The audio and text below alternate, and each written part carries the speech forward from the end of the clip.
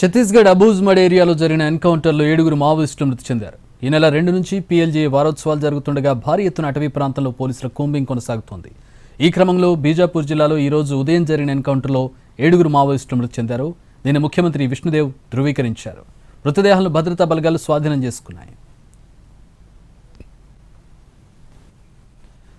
అబూజ్మడ్ అటవీ ప్రాంతంలో జరిగిన ఎన్కౌంటర్పై పూర్తి వివరాలు మా ప్రతినిధి భూపాల్ అందిస్తారు. మావోయిస్టు PLJ వారోత్సవాల్లో పురస్కరించుకొని భారీ ఎన్కౌంటర్ జరుగుతుందని ముందు నుంచి ఎక్స్పెక్ట్ చేసిన విధంగా ఈరోజు అంటే అబూజ్మడ్ ఏరియాలో మాత్రం జరిగిన ఎన్కౌంటర్లో 7 మావోయిస్టులు వచ్చిందంటే ఇప్పటివరకు సమాచారం ఉంటుంది. వాస్తవానికి ఈ నెల 15వ తారీఖున అంటే అబూజ్మడ్ ఏరియాలో దీనికి సంబంధించిన అంటే కేంద్ర హోంశాఖ మంత్రి అమిత్ షా పర్యటన కూడా ఉన్నది. ఈ నేపథ్యంలో ఈ పర్యటన సంబంధించి దాదాపుగా ఇప్పటికే మొత్తం ఆ ప్రాంతాన్ని పోలీస్ యంత్రాంగం తమ అదుపులోకి తీసుకోవడానికి ప్రయత్నం చేస్తుంది. ప్రధానంగా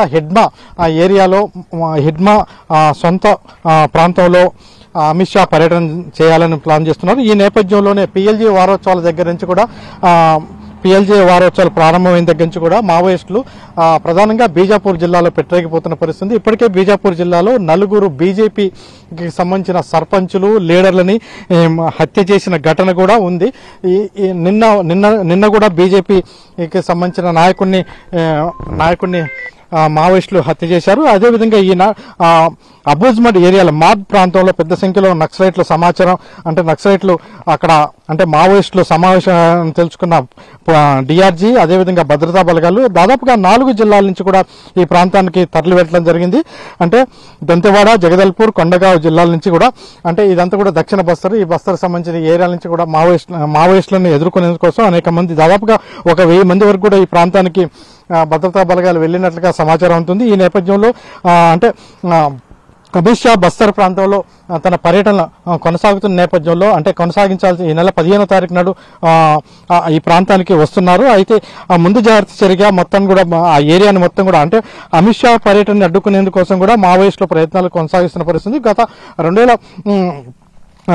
2019 ఎన్నికల సందర్భంలో కూడా బీజాపూర్ జిల్లాలో అప్పుడు ప్రధానమంత్రి మోడీ పర్యటన సందర్భంగా బీజాపూర్ జిల్లాలో 100 కిలోమీటర్ల పర్యటన పెట్టుకుంటే అప్పుడు ఆ 100 కిలోమీటర్ల పర్యటన మేరకు మావోయిస్టులు అనేక విధ్వంసకారిక చర్యలు పాల్పడిన సందర్భంలో మొత్తం కూడా ఆ రోజు నాడు ఒక్క చోటుకే మోడీ తన పర్యటన కుదించుకోవాల్సిన పరిస్థితి ఏర్పడింది. అయితే అప్పటి నుంచి ఇప్పటి వరకు పరిస్థితులు పెద్ద ఎత్తున మారిపోయిన పరిస్థితి. ఈ నేపథ్యంలో అబూజ్మడ్ ఏరియాలోకి నారాయణపూర్, దంతెపూడ అంటే దట్టమైన అటవీ ప్రాంతంలోకి మావోయిస్టులు ఉన్న కీలకమైన ప్రాంతాలకు కూడా భద్రతా బలగాలు వెళ్తున్న పరిస్థితి.